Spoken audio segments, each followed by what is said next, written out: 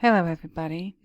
Hello, YouTube. Hello, art history enthusiasts and visual culture aficionados. It's me again, Miss M, and I'm back with yet another video.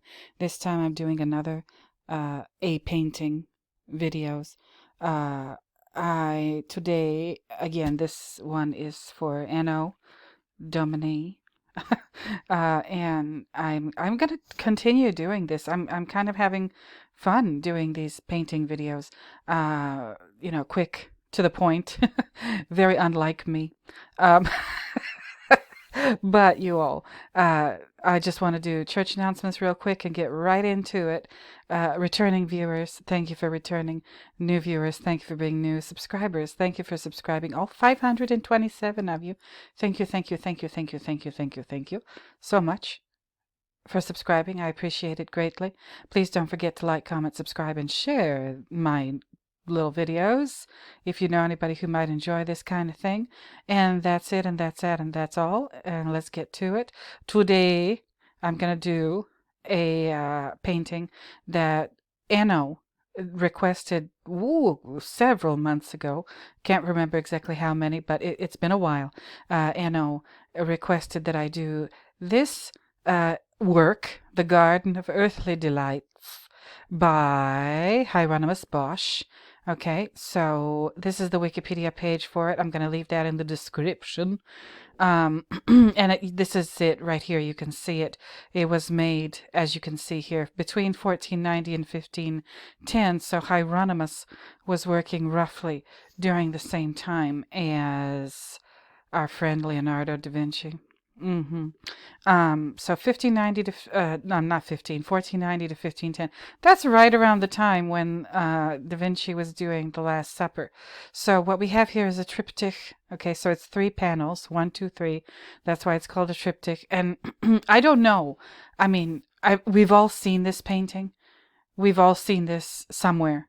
You probably can't remember where, but you're probably unconsciously aware of this thing.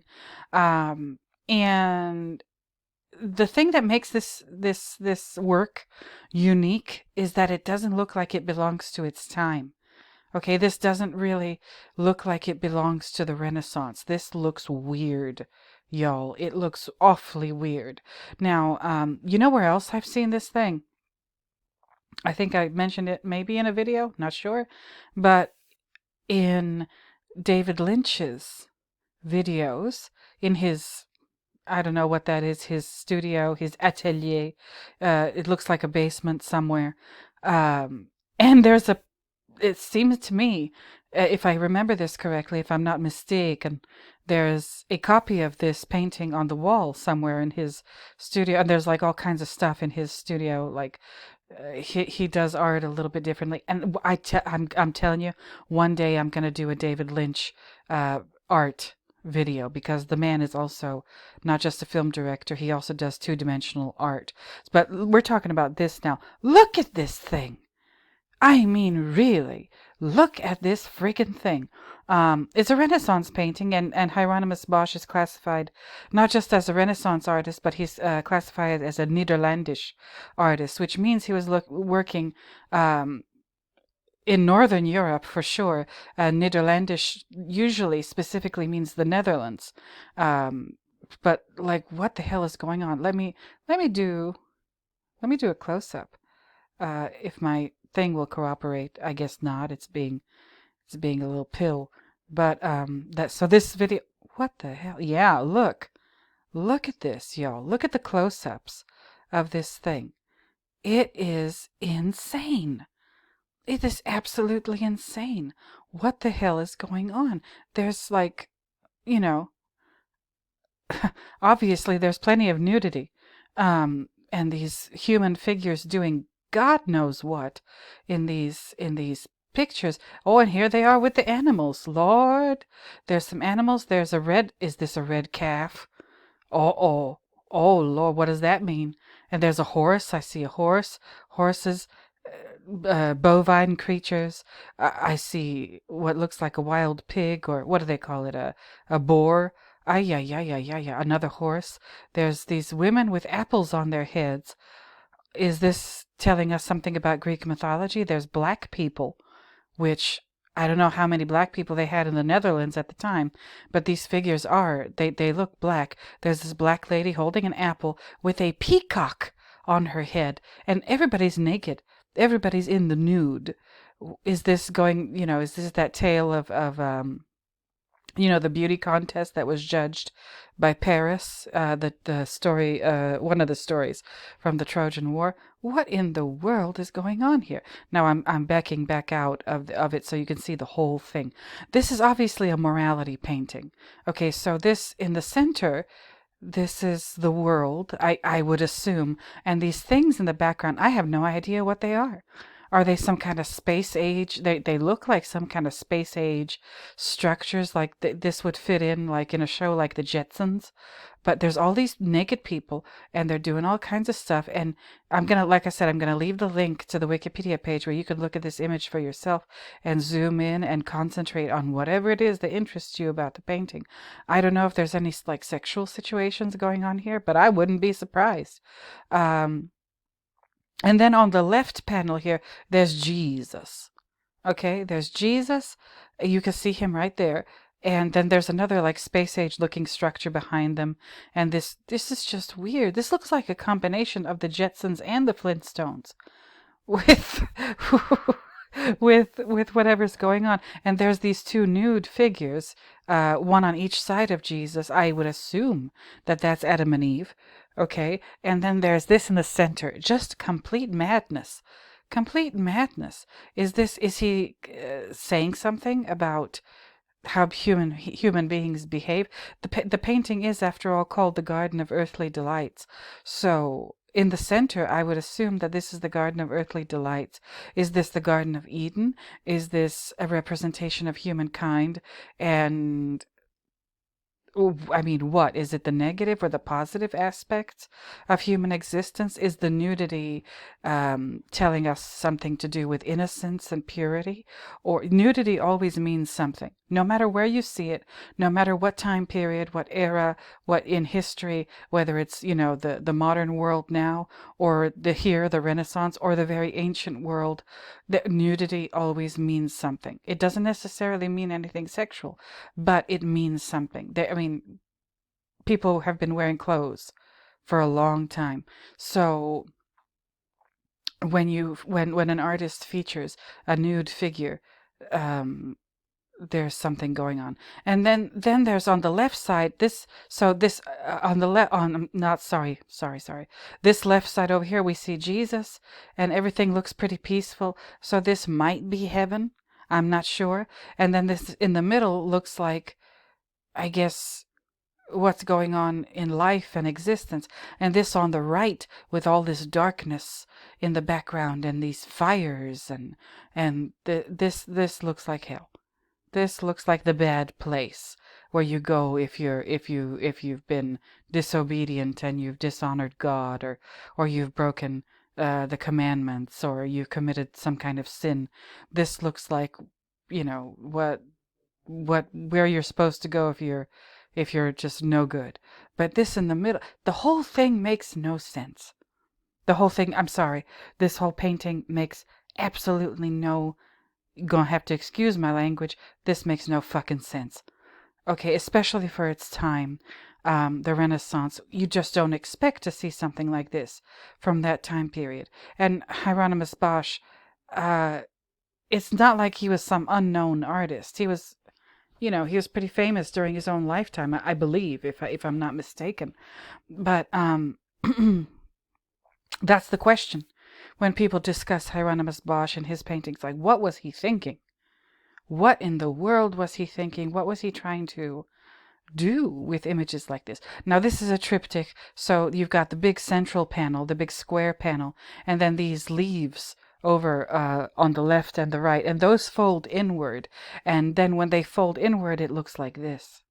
Okay, and there's something written here, which I don't know, and I'm not about to try and read because It's probably written in a language and in a calligraphy that I wouldn't be able to understand. But it makes the earth. I would assume that this is the earth. Yeah, it looks flat, but it's in a kind of dome or sphere. And there's clouds inside of the sphere. And uh, I want to make sure that you know I am not a flat earther. But this is I guess the world as they knew it at the time, contained in this sphere. It looks like one of those snowball things where it's glass. It's a big round glass thing, and you shake it, and then it snows on the inside. That's what this reminds me of. And then there's this figure in the upper left. Is that God? Is that some celestial or divine figure that's kind of keeping watch over everything, aka our concept of God? I don't know, and I wish I could read these letters, but I don't have that kind of time because I'm trying to make these videos kind of short. But even this, under what I'll call the glass in this sphere, what is this? What is going on? Like, what kind of landscape is this under the glass? So, if you think this part of it doesn't make sense, this is this is even weirder. This makes even less sense. But this is what it looks like when it's closed. When the I mean, I don't know the history of this thing. Was this an altarpiece? Was this just like for a private patron of Hieronymus Bosch? Like, what's going on? I'm intrigued. I might, Anno Domini, I'm talking to you. I think you've opened an enormous can of worms for me personally. And if you want to see this thing in person, you go to the Museo del Prado in Madrid, Spain. It's been there since 1939, as it says here in the Wikipedia article. But Anno, you've opened a huge can of worms for me. I want to research this thing and do maybe a longer video about it, especially since, I'm crazy for David Lynch now. If David Lynch has a copy of this thing in his studio, atelier, basement, workshop, whatever you want to call that room that he hot glue guns things together, if he wants this around in his place where he creates his art, I definitely want to know about this painting a little bit more. And I might be doing one of my monster videos, my hour-longs or my 2-hour-longs, analyzing this in more detail or finding more literature about it or what have you.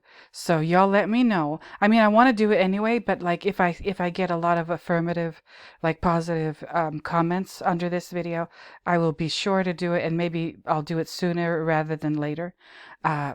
This is a reaction. This is a reaction, not a review, not an analysis. My reaction to this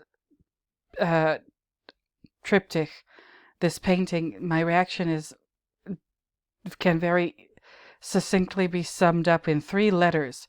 WTF. What the fuck is going on here? Is he making fun of the contemporary morality at the time? Is he making fun of the church? Is he making, because again, this is when Protestantism was kind of on its way in, as Protestantism as we know it. Is he making fun of the church itself with all of its corruption, the Vatican, and all of its lies and all of its, double standards and just deception in every conceivable way? Is Hieronymus Bosch saying, yeah, right, the common people, if they make one little mistake, they go to hell, but these, kings and queens and the nobility and the clergy and, the with the shit that they do, they're going to be just fine, right? Anyway, and this on the right hand side, this thing with the big busted open backside and the human face over here. What the hell? And this ear. This painting puts Salvador Dali to shame. I mean, Salvador thought he was doing something with his little surrealist paintings. Oh hell no! Like this makes me question a lot of things. Y'all, I can't wait to hear the comments or read the comments under this video. Again, if you want me to do a longer, more involved video researching this painting, please put it in the comments. Or, if you have, of course, if you have suggestions for other paintings, other artworks that you want me to react to, please also put that in the comments. I welcome it. I encourage it. I can't wait to read it. So 15 minutes have passed. I'll show you the globe again. This is really quite something. He was a great artist. He was a great draftsman, Hieronymus Bosch. So, y'all, I guess that's it. 15 minutes have passed. Thank you, Anno Domini, for this suggestion. I finally got around to doing it. So again, put in the comments your suggestions for future videos, or if you want me to do a longer thing about this painting, the Garden of Earthly Delights. So that's it, and that's that. Also, don't forget to like, comment, and subscribe, and share the video. Returning viewers, thank you for returning. New viewers, thank you for being new. Subscribers, thank you for subscribing. I appreciate you all. So that's it for this video. Until next time, until I find yet another reason to talk at you, I will go ahead and bid you bye-bye. So, bye-bye, everybody.